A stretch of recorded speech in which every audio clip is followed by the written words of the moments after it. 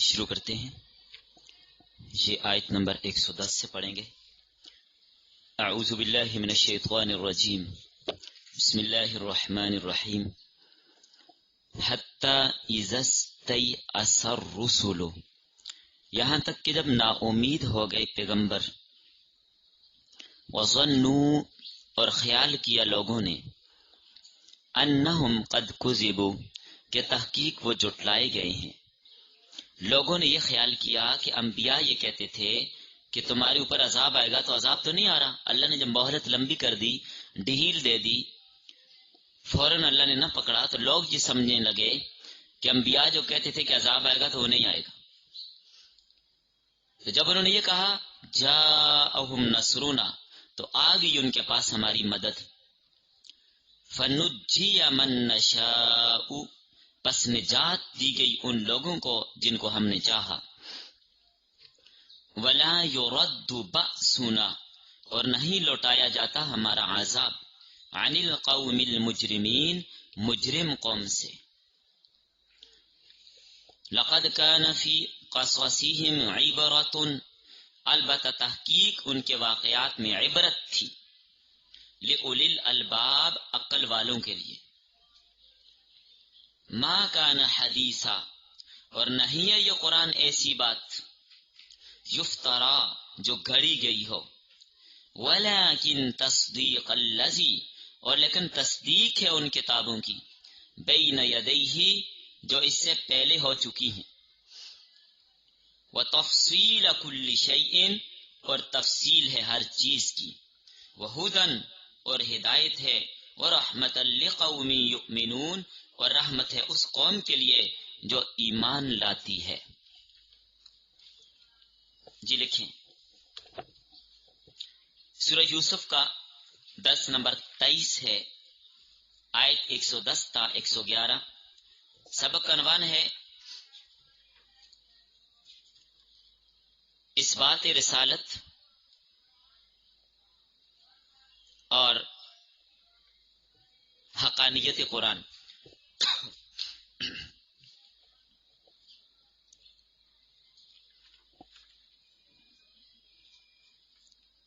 اثبات رسالت اور حقانیت قرآن، انبیاء کرام کی رسالت کا ثبوت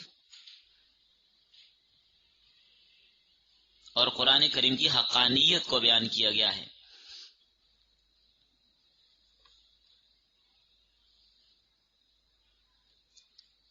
پچھلے سبق میں آپ نے پڑھ لیا تھا کہ نبی کریم صلی اللہ علیہ وسلم نے لوگوں کو دین کی دعوت دی، توحید پہنچائی، اور آپ کو جو راستہ اللہ نے دیا اس راستے پہ آپ لگے رہے، اور کفار کو مہلت دی اللہ تعالیٰ نے۔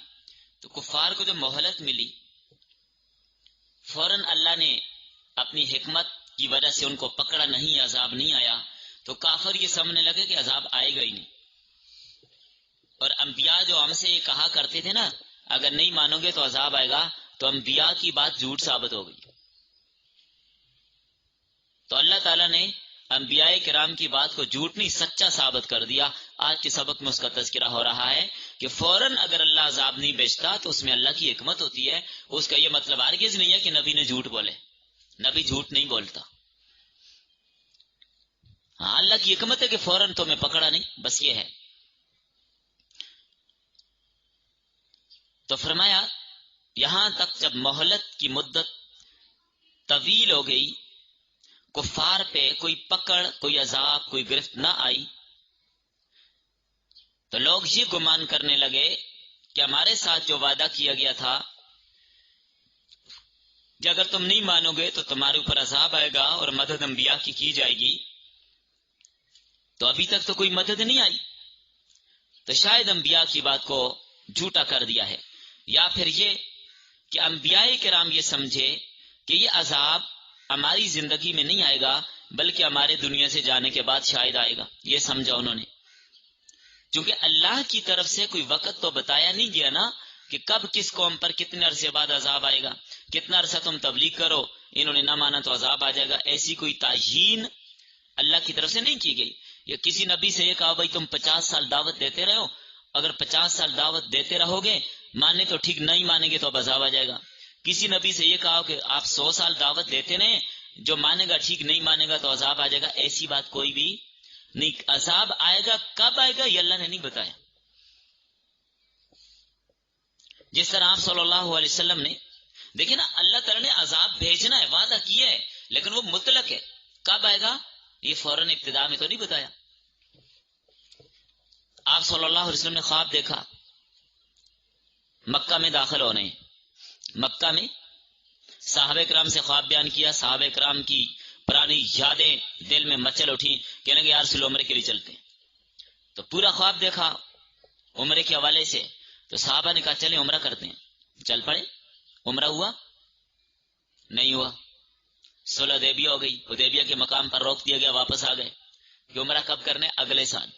تو صحابہ پوچھنے لگے یا رسول اللہ کیا آپ کا خواب سچا نہیں تھا؟ تو بھئی آپ کا خواب سچا تھا، لیکن آپ کے خواب میں یہ کہاں تھا کہ اسی سال تم عمرہ کرو گے؟ یہ تو نہیں تھا نا. تو اگلے سال ہوا.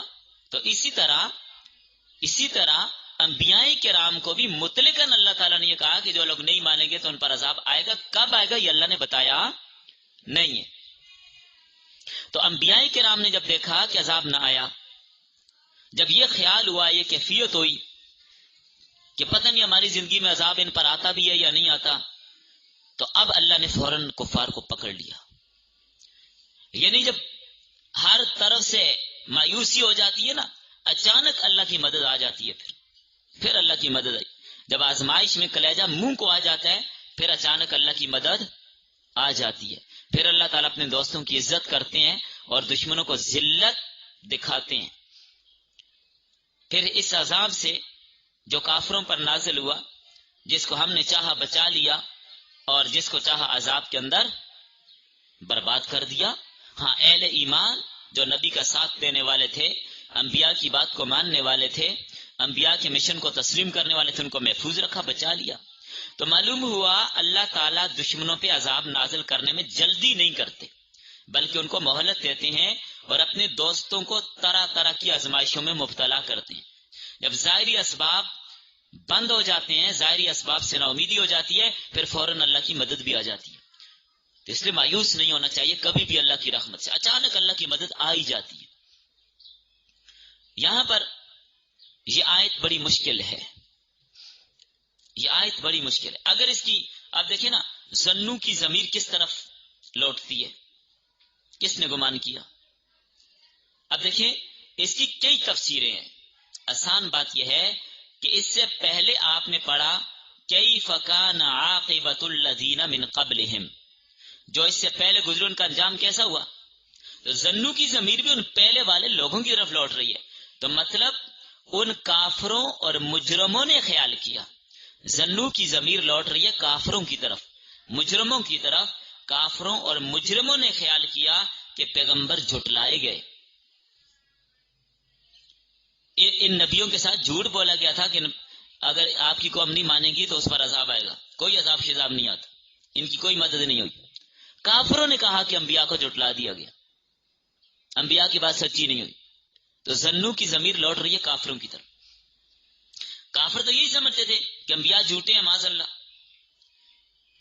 اسی لیے تو وہ ایمان نہیں لاتے تھے، اسی لیے ہر وقت انبیاء کو سزائیں دیتے اور تکلیفیں دیتے، اس لیے کہ کافر انبیاء کو سچا سمجھتے نہیں تھے، جھوٹا سمجھتے تھے. جب کافروں کی سختیاں ایمان والوں پہ زیادہ ہو گئیں تو انبیاء کو یہ ڈر ہوا کہ کہیں ہمارے ساتھی ایمان والے ساتھی بھی مرتد نہ ہو جائیں، ایمان نہ چھوڑ دیں. کہیں وہ یہ نہ سمجھ لیں کہ اللہ کی مدد تو ہمارے ساتھ نہیں آ رہی، کافروں پر تو کوئی عذاب نہیں آ رہا، تو کہیں ایمان والے ایمان نہ چھوڑ دیں.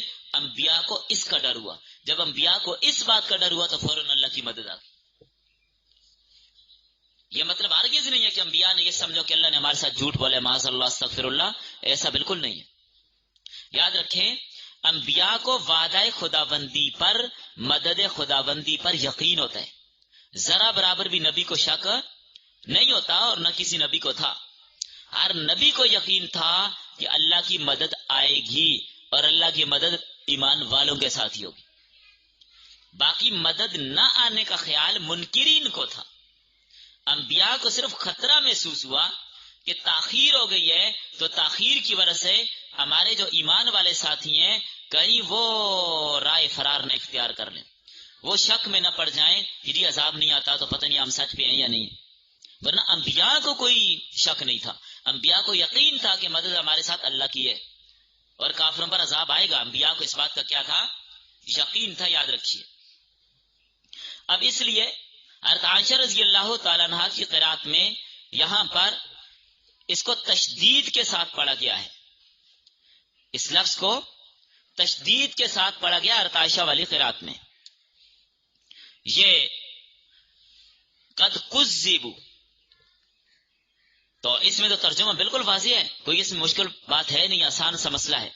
دوسری قرات جو عبداللہ بن مسعود کی ہے اور ابن عباس رضی اللہ عنہ کی ہے، تخفیف کے ساتھ، جیسے یہاں پر قرآن کریم میں لکھا ہوتا ہے قد کذبوا، اس بنیاد پر آیت کا مطلب ذرا مشکل ہے،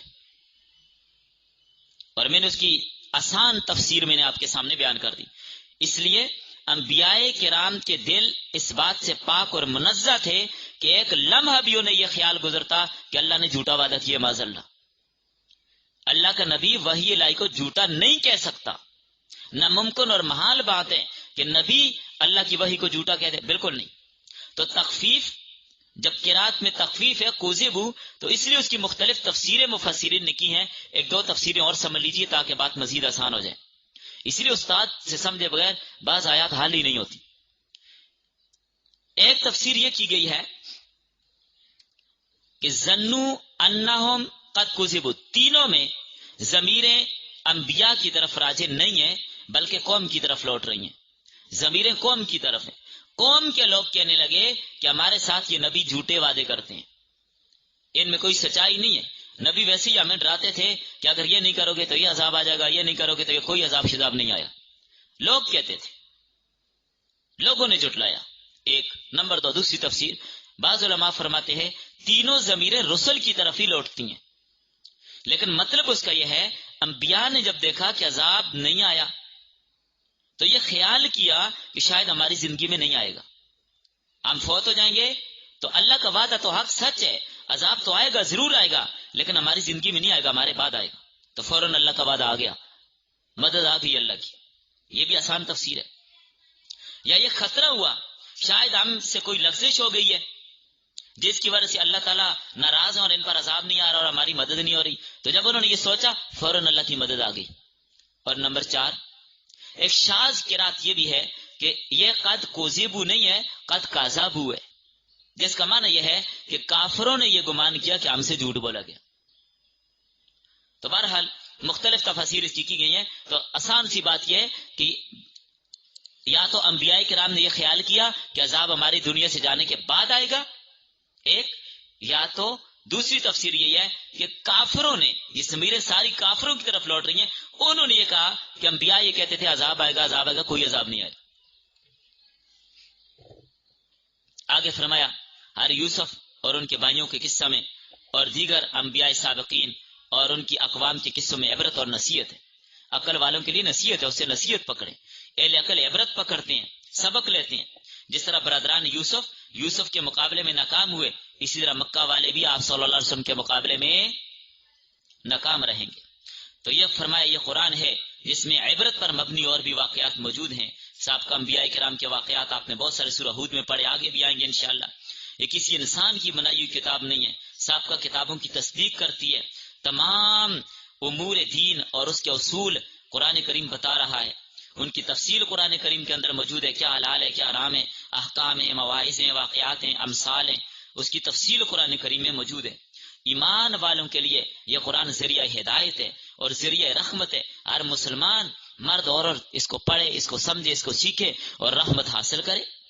ہر مرد اور عورت پر لازم ہے کہ قرآن کریم پر عبور حاصل کرے، فرض ہے کہ قرآن کو پڑھے اور سیکھے، اور اس خصوصاً ترجمے اور تفسیر کے ساتھ اس کو پڑھے، اس کی قدر و منزلت کرے۔ اور یہ پتہ انسان کو تب چلتا ہے جب قبر میں پہنچے گا، زندگی بھی نہیں پتہ چلتا، جب قبر میں پہنچے گا نا پھر جا کے سمجھ آئے گی کہ کتنا ضروری تھا کہ میں قرآن کریم کو سمجھتا۔ ایک سبق سورہ یوسف کا اور ہوگا، آج اسی پر بس کرتے ہیں۔